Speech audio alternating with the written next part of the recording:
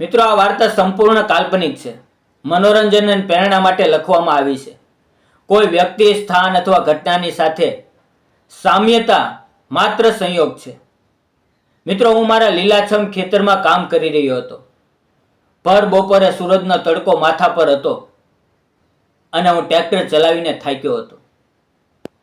પણ અચાનક મારી નજર ખેતરના શેઢેથી પસાર થતી એક યુવતી પર પડી, જે માથા પર રોટલાનું ભાતું લઈને જઈ રહી હતી.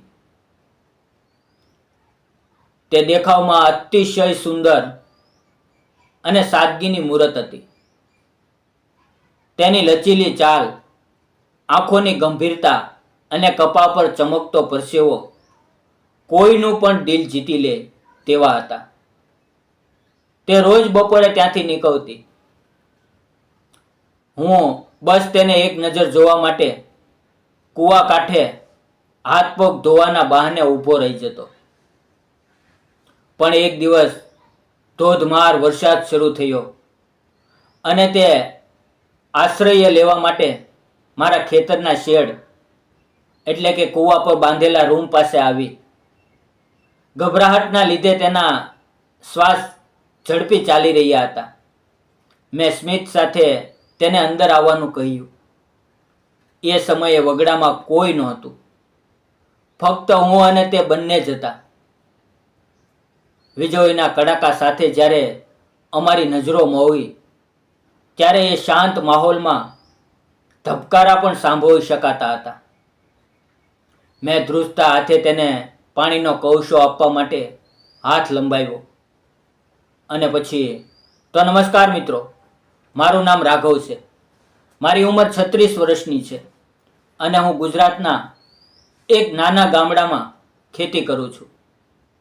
મિત્રો, આજથી 6 વર્ષ પહેલા મારી જિંદગી ખૂબ જ ખુશહાલ હતી. મારી પત્ની ગીતા એક સાચા ખેડૂતની પત્ની હતી, જે ઘણું ભણેલી હોવા છતાં મારી સાથે ખેતરમાં ખંભે ખંભો મિલાવીને કામ કરતી હતી. તે મારા આખા પરિવારની જાન હતી. અમે બંને એકબીજાને અદ્ભુત પ્રેમ કરતા હતા.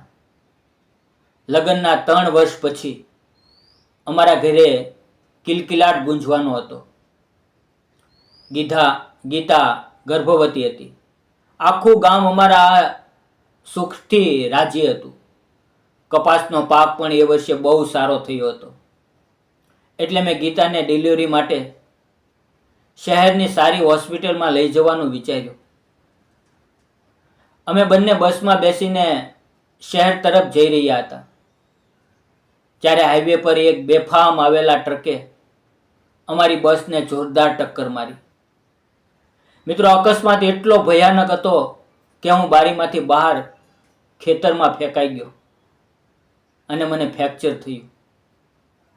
પણ મારી વાલી ગીતા અને મારા આવનાર બાળકનો શ્વાસ એ કાવમુખા અકસ્માતે સદા માટે છીનવી લીધો. હું બચી તો ગયો, પણ મારો સંસાર ઉજ્જડ થઈ ગયો. મારા માતા પિતા તો નાનપણમાં જ પ્લેગની મહામારીમાં શાંત થઈ ગયા હતા. એટલે હવે હું આ વિશાળ દુનિયામાં સાવ એકલો અટુલો થઈ ગયો. મને જિંદગી જીવવાનો કોઈ મોહ નહોતો રહ્યો.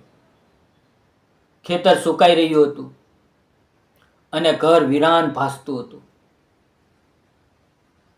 ગામના લોકો વાતો કરતા કે રાઘવ હવે પાગલ થઈ જશે. પણ મેં કાવજું કઠણ કરીને જમીન માતાની સેવા કરવાનું અને ખેતી કરવાનું શરૂ કર્યું, જેથી મારું મન પુરવાયેલું રહે. પણ છેલ્લા થોડા સમયથી મેં જોયું કે ગામના સરકારી દૂધ મંડળમાં વહેલી સવારે એક અંદાજે 26-27 વર્ષની નવી છોકરી દૂધ ભરવા આવતી હતી. એક દિવસ દૂધની કેન ખાલી કરતી વખતે મેં ધીમેથી પૂછ્યું, તું આ ગામમાં નવી લાગે છે? તેણે માથા પરથી પલ્લું સહેજ સરખું કરીને પોતાની મોટી આંખોથી મારી તરફ જોયું. તેનો ગૌરવનો વાન અને ચહેરાની ઉદાસી તેના સુંદર નકશા પર સાફ દેખાતી હતી. તેણે મધુર પણ ગંભીર અવાજે કહ્યું, હા, હું અહીંયા નવી જ આવી છું. મિત્રો, તેનો અવાજ એટલો નમ્ર હતો કે મારા એકલવાયા મનને તે બહુ ગમી ગયો. રોજ સવારે દૂધ મંડપ પર 5 મિનિટ તેની રાહ જોવી એ મારો રોજનો ક્રમ બની ગયો. તે માત્ર સુંદર જ નહોતી, પણ તેમાં એક એવી ગરિમા હતી જે આદર ઉપજાવે. એક દિવસ મંડળના મંત્રી પાસેથી મને ખબર પડી કે તેનું નામ શ્રદ્ધા છે. તે બાજુના તાલુકામાંથી આવી છે. હજુ 2 વર્ષ પહેલા જ તેના લગ્ન થયા હતા, પણ કણનસીબે તેનો પતિ સરહદ પર દેશની રક્ષા કરતા શહીદ થઈ ગયો હતો. શ્રદ્ધા એક શહીદની વિધવા હતી, પણ સમાજના રીત રિવાજો અને કડવા વેણથી કંટાળીને તે પોતાના વૃદ્ધ પિતા સાથે આ ગામમાં રહેવા આવી હતી અને થોડીક ગાયો રાખીને પોતાનું ગુજરાન ચલાવતી હતી. મિત્રો, જ્યારે મને ખબર પડી કે તે પણ મારી જેમ જ વિધિના લેખની મારેલી છે, ત્યારે મારા દિલમાં તેના પ્રત્યે આદર અને હમદર્દી વધી ગયા. એક દિવસ મેં રસ્તામાં તેને રોકીને કહ્યું, શ્રદ્ધા, મને તારા વિશે ખબર પડી. દેશ માટે જેમણે બલિદાન આપ્યું તેમના પરિવાર માટે મારા દિલમાં બહુ માન છે. જો ક્યારેય પણ ખેતીનું કે બીજું કોઈ કામ પડે તો આ રાઘવને પોતાનો સમજીને અવાજ દેજે. મારી વાત સાંભળીને શ્રદ્ધાની આંખો ભરાઈ આવી. તેણે પહેલી વાર મારી સામે હળવું અને કૃતજ્ઞતાભર્યું સ્મિત કર્યું.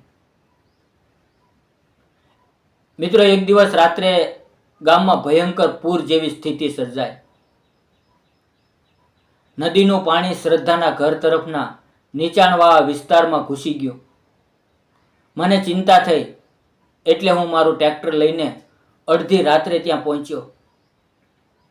ત્યાં જોયું તો શ્રદ્ધા અને તેના પિતા કમર ડૂબ પાણીમાં પોતાની ગાયોને બચાવવા મથી રહ્યા હતા. પિતાજી ઠંડીથી ધ્રુજી રહ્યા હતા. મેં જાનના જોખમે પૂરના પાણીમાં ઝંપલાવ્યું. પહેલા શ્રદ્ધાના પિતાજીને ટ્રેક્ટરમાં બેસાડ્યા, પછી તેની ગાયોના દોરડા છોડીને તેમને સલામત સ્થળે પહોંચાડી. પણ આ બધું કરવામાં મારો પગ કાંચ વાગવાના કારણે લોહી લુહાણ થઈ ગયો. પૂરના પાણી ઓસર્યા પછી શ્રદ્ધા મારા ઘરે આવી. તેના હાથમાં હળદરનો લેપ હતો. તેણે મારા પગ પર પટ્ટી બાંધતા રડસમ અવાજે કહ્યું, રાઘવ, જો તમે ન આવ્યા હોત તો આજે અમે જીવતા ન હોત. અમારી ગાયો જ અમારો સહારો છે. તમે ભગવાન બનીને આવ્યા. મેં તેનો હાથ પકડ્યો અને હિંમત ભેગી કરીને કહ્યું, શ્રદ્ધા, ભગવાન તો એ સરહદ પર દેશ માટે શહીદ થયો એ હતો. હું તો એક સાદો ખેડૂત છું. આપણે બંને જિંદગીના વાવાઝોડામાં એકલા પડી ગયા છીએ.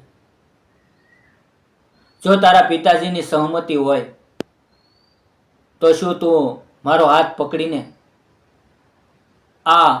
આખી જિંદગી મારી અર્ધાંગની બનીશ? હું વચન આપું છું કે શહીદના સન્માનને ક્યારેય આંચ નહીં આવવા દો. શ્રદ્ધા મારા પ્રસ્તાવથી સ્તબ્ધ થઈ ગઈ. તેણે તેના પિતા તરફ જોયું. તેના પિતાજીની આંખોમાં ખુશીના આંસુ હતા અને તેણે હકારમાં માથું ધુણાવ્યું. શ્રદ્ધાએ ધીમેથી મારો હાથ દબાવ્યો, જે તેની સંમતિ હતી. ગામના લોકોની હાજરીમાં અમે બહુ જ પવિત્રતાથી પૂર્ણ લગ્ન કર્યા. આજે મારી શ્રદ્ધા મારા લીલાછમ ખેતરની લક્ષ્મી છે. અમારી મહેનતથી અમારું ઘર ફરીથી ખુશીઓથી મહેકી ઉઠ્યું છે.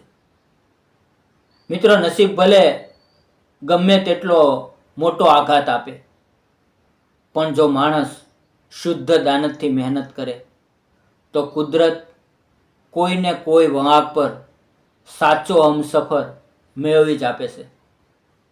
મિત્રો, સાચો પ્રેમ એ રૂપ રંગમાં નથી, પણ એકબીજાના ઘા પર મલમ બનાવવામાં છે. જો તમને એક ખેડૂત અને શહીદની વિધવાની આ સાવ અલગ પ્રેમ કથા ગમી હોય તો વિડીયોને લાઈક, શેર અને ચેનલને સબસ્ક્રાઈબ જરૂર કરજો. મિત્રો, ફરી મળીશું આવતીકાલે એક નવી વાર્તા સાથે. ત્યાં સુધી આવજો. જય હિન્દ, જય ભારત. ધન્યવાદ મિત્રો.